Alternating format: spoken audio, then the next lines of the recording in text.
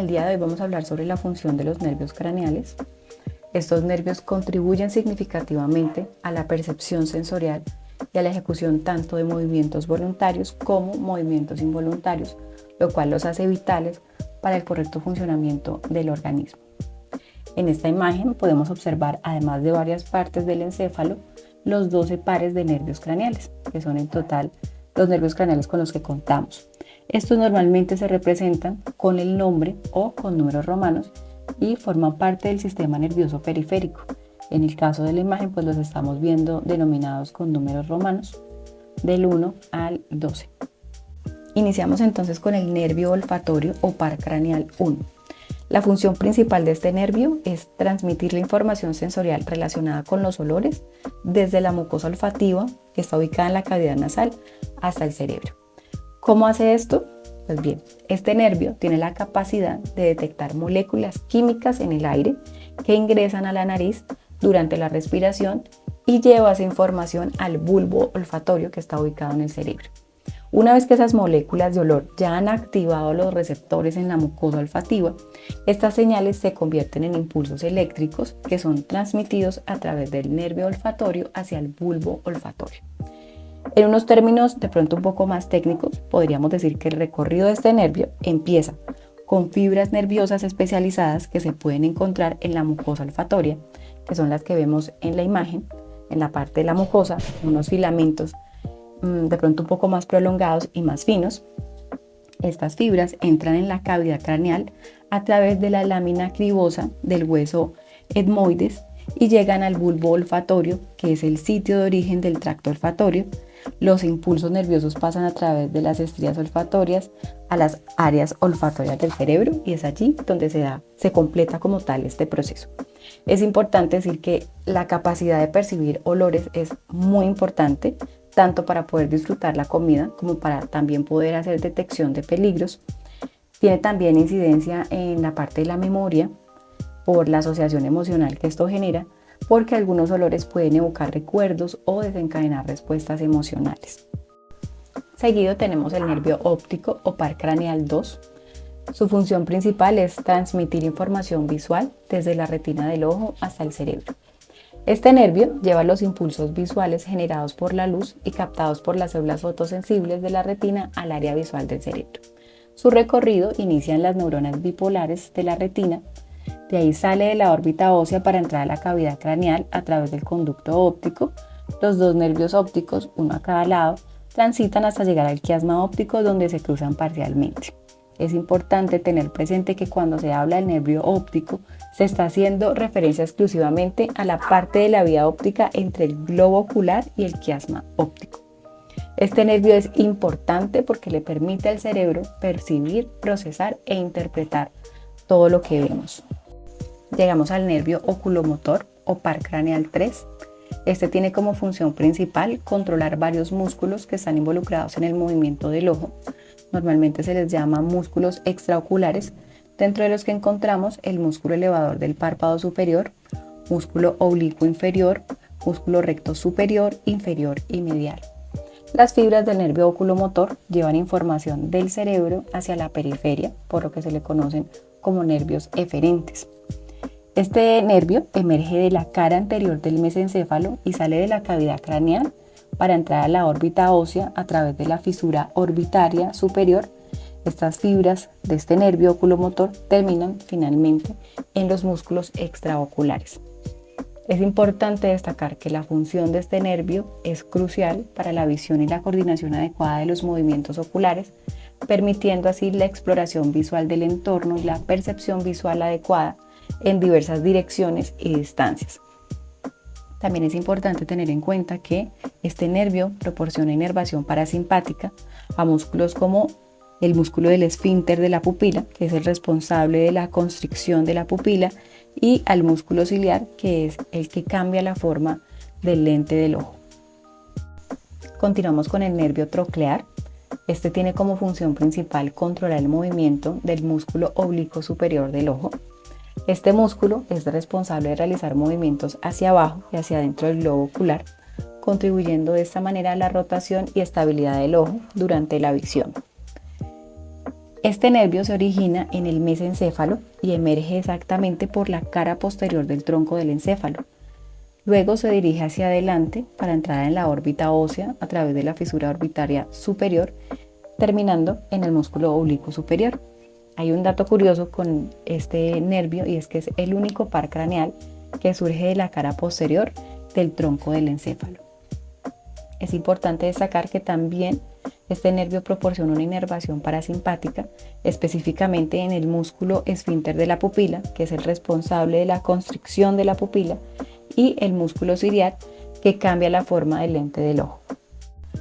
Luego encontramos el nervio trigémino o par craneal 5. Este es un nervio mixto. Esto significa que este nervio transporta información tanto sensitiva como motora. Es considerado el principal nervio sensitivo de la cara y el cuero cabelludo en su porción anterior. Asimismo, pues es importante definir que el término trigémino está haciendo referencia a la disposición del nervio, considerando que la raíz sensitiva se divide en 3 nervios terminales. El primero es el nervio oftálmico, el segundo es el nervio maxilar y el tercero es el nervio mandibular. La raíz motora de este nervio inerva a los músculos de masticación, músculo temporal, músculo macetero, el tensor del tímpano, entre otros. Este nervio emerge de la superficie anterolateral del puente mediante una raíz grande que corresponde a la sensitiva y una raíz pequeña que corresponde a la motora. La raíz sensitiva se expande hasta el ganglio trigeminal y de allí parten las 3 divisiones que mencionamos anteriormente. Seguido encontramos el nervio abducens o el par craneal sexto. Este también está involucrado con los músculos extraoculares del ojo y su función principal pues es permitir que el ojo se mueva hacia afuera, lo que posibilita la rotación lateral del ojo y la mirada hacia los lados. Este nervio tiene origen en el puente, ubicado en la mitad del tronco encefálico, sale de la cavidad craneal para ingresar a la órbita ósea a través de la fisura orbitaria superior y termina en el músculo recto lateral. Continuamos con el nervio facial o par craneal 7. Este también es un par craneal mixto. Su función principal es controlar los músculos de la expresión facial, haciendo posible una sonrisa, fruncir el ceño, cerrar los ojos, entre otros movimientos faciales. Además, también es responsable de transmitir la sensación del gusto en 2/3 anteriores de la lengua y de facilitar la producción de saliva y de lágrimas. Este nervio sale del tronco del encéfalo desde la superficie anterior del puente para salir del cráneo a través del foramen estilomastoideo para inervar los músculos de la expresión facial. Ahora tenemos el nervio vestíbulo-coclear o el octavo par craneal. Este lleva fibras sensitivas especializadas para la audición y el equilibrio, es decir, que se divide en 2 componentes. La primera es la porción coclear, que es la que inerva la cóclea y transmite información auditiva al cerebro, y la segunda es la porción vestibular, que inerva el vestíbulo y transmite información sobre el equilibrio al cerebro. Está formado por el nervio vestibular y el nervio coclear, que entra a la cavidad craneal a través del conducto auditivo interno y termina en la cara lateral del puente. Ahora tenemos el nervio glosofaríngeo o el par craneal 9. Este también es un nervio mixto, lo cual significa que tiene inervación a nivel sensitivo y a nivel motor. Desde la parte sensitiva vemos que lleva fibras sensitivas especializadas para el gusto que van desde el tercio posterior de la lengua hacia el cerebro, y desde la parte motora pues vemos que tiene un impacto en el músculo estilofaríngeo que forma parte de la musculatura faríngea. También es importante destacar su inervación parasimpática en la glándula parótida, que es una de las glándulas salivales mayores. Este nervio emerge de la superficie anterolateral del bulbo raquídeo, que es la parte inferior del tronco del encéfalo, y sale de la cavidad craneal por el foramen yugular. Llegando casi al final, encontramos el nervio vago o el par craneal 10. Este es el más ampliamente distribuido de todos los pares craneales. También es un nervio mixto y su importancia radica en que ayuda en el funcionamiento de órganos como el corazón, los pulmones, el estómago y los intestinos. Ayuda controlando la frecuencia cardíaca, la respiración, la digestión, la actividad del intestino y participa también en la regulación de la presión arterial. Tiene también fibras especializadas para el gusto. Dentro de la inervación motora, tiene impacto en el músculo palatogloso propio de la lengua y los músculos del paladar blando, la faringe y la laringe. Este nervio, entre muchas de sus funciones, pues ayuda con el habla y la deglución. Su origen está en el bulbo raquídeo y allí sale de la cavidad craneal a través del foramen yugular, y su recorrido es el más largo de todos los pares craneales porque se extiende desde la cabeza hasta el abdomen. Ahora tenemos el nervio craneal accesorio o el par craneal número 11. Este nervio es exclusivamente de inervación motora y tiene impacto en el músculo esternocleidomastoideo y en el trapecio. Básicamente se encarga de controlar los movimientos de la cabeza y los hombros y ayuda a dirigir estos movimientos para facilitar la rotación y la inclinación de la cabeza, así como el movimiento de los hombros. Este nervio tiene unas fibras que se originan en la médula espinal. De hecho, es el único nervio que se origina en la médula espinal. De resto, todos los demás se originan en el encéfalo. Este nervio asciende para entrar a la cavidad craneal a través del foramen magno, continúa a lo largo de la bóveda craneal y emerge de la cavidad craneal a través del foramen yugular, descendiendo hasta el cuello para inervar los músculos correspondientes que están a la altura del cuello. Finalmente encontramos el nervio hipogloso o el par craneal número 12, exclusivamente también de inervación motora. Este se encarga de controlar la mayoría de los músculos de la lengua.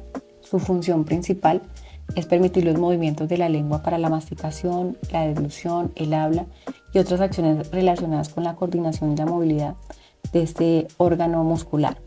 El único músculo de la lengua que no controla es el músculo palatogloso, que anteriormente dijimos que estaba inervado por el nervio vago. Este nervio emerge de la superficie anterior del bulbo raquídeo y sale de la cavidad craneal a través del conducto del hipogloso y luego inerva la mayor parte de los músculos de la lengua. Existen múltiples trastornos que pueden afectar cualquiera de los 12 nervios craneales. En este caso vamos a hablar puntualmente de la paresia idiopática del nervio hipogloso, que es una debilidad parcial de los músculos de la lengua de causa desconocida. En la imagen vemos a un hombre de 36 años, sin antecedentes personales de interés, que acudió al servicio de urgencias por un trastorno de la motilidad de la lengua que le causaba dificultad para la masticación. En la imagen se puede ver que existe una desviación de la lengua hacia la derecha. En su momento el paciente dio como referencia que una semana antes había tenido un dolor en la parte derecha de la cabeza y un día antes había tenido molestias en la región faríngea derecha que describía como una sensación de opresión y de inflamación. El nervio hipogloso puede afectarse en cualquier punto de su recorrido debido a la estrecha relación anatómica con otras vías y núcleos a nivel vulvar y con el resto de pares craneales bajos en su trayecto fuera del bulbo raquídeo. La paresia del nervio hipogloso suele aparecer con afectación simultánea a otros nervios craneales, pero en este caso puntual no fue lo que ocurrió. La paresia aislada del nervio hipogloso se resuelve espontáneamente y no se determina una causa subyacente a pesar de un estudio, y fue eso básicamente lo que ocurrió en este caso. Al paciente se le hicieron todas las pruebas diagnósticas, no se identificó inconveniente con ningún otro par craneal ni con ninguna otra parte de su cuerpo para asociarlo con otro diagnóstico. Finalmente, en el transcurso de 10 días se recuperó totalmente y tras hacer control durante un año, pues se logró evidenciar que fue algo puntual que no se repitió.